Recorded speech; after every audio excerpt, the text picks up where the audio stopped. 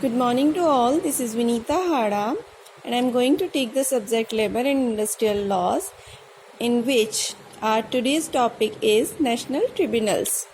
National Tribunals comes under Section 7B. National Tribunals, Section 7B says about National Tribunals such as National Tribunals constituted by the central government. These tribunals are constituted for the adjudication of industrial disputes, which, in the opinion of the central government, number 1, involves question of national importance. Second, are of such a nature that the industrial establishment situated in more than one state are likely to be interested in or affected by such disputes. It is sole discretion of the central government to decide that the industrial disputes involves a question of national importance or industrial establishments in more than one state are interested in or affected by the disputes. So, in this section, basically, the central government is entitled to establish the national tribunals. National tribunals situated at the national level and settle the disputes. There are two conditions. What was? The first one is national tribunals only entertain such disputes in which the question of national importance will be there. It means there must be a national importance question in a dispute if the party is willing to decide such matter by the national tribunal. Second is the question is related to the establishment situated in more than one states are likely to be interested in or affected by such disputes. Meaning here is, if two or more states are interested in a same question related to the establishment of the national tribunal or the question which is having the importance of national interest. In those cases, the dispute will lies in the national tribunals. So, in a very simple language, number 1, national tribunals constituted by the central government to decide the industrial dispute. And what types of dispute will be lies and decided by the national tribunals? There are two conditions. The dispute must have the question related to the national importance, or two or more states must have the same question related to the establishment of the national tribunal or any question which is having the national importance. Next,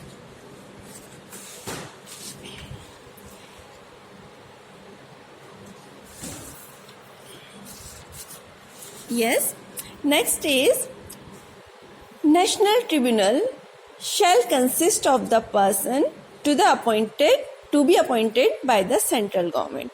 So, in a national tribunal, there shall be a person who has been appointed by the central government. A person shall not be qualified for appointment as the presiding officer of national tribunal unless he is or has been a judge of a high court. Means, a person who is willing to be appointed as a presiding officer of a national tribunal, he must be a judge of the high court or has been the judge of the high court. The next is the central government may, if it thinks fit, appoint two persons as assessor to advise the national tribunal. Other than the presiding officer, central government also appoint two persons as the assessor to advise the national tribunal to decide the disputes, but it is not mandatory. This is a discretion of the central government. Section 7C says about the disqualification of the presiding officers of labor courts and tribunals. Tribunals also includes the national tribunals. So here the question is, who cannot be appointed the presiding officer? The first one, he is not an independent person. A person who is an independent one cannot be appointed as a presiding officer. Second, he has attained the age of 65 years. A person who has already attained the age of 65 years cannot be appointed as a presiding officer. So these are the two conditions. If a person holding these two conditions cannot be appointed as a presiding officer of the labor courts and the tribunals. The moment any person suffers any disqualification, he shall cease to have authority to act in the office concerned. After holding the post of a presiding officer, if any person suffers any one of the disqualification stated in the section 7C, immediately leave the post of the presiding officer. Section 8 speaks about the filling of the vacancies.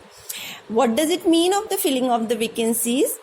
It says that if a vacancy occurs in the office of the presiding officer of a labor court or tribunal, including the national tribunal, or in the office of the chairman or any other member or a board or court, the appropriate government shall appoint another person to fill the vacancy.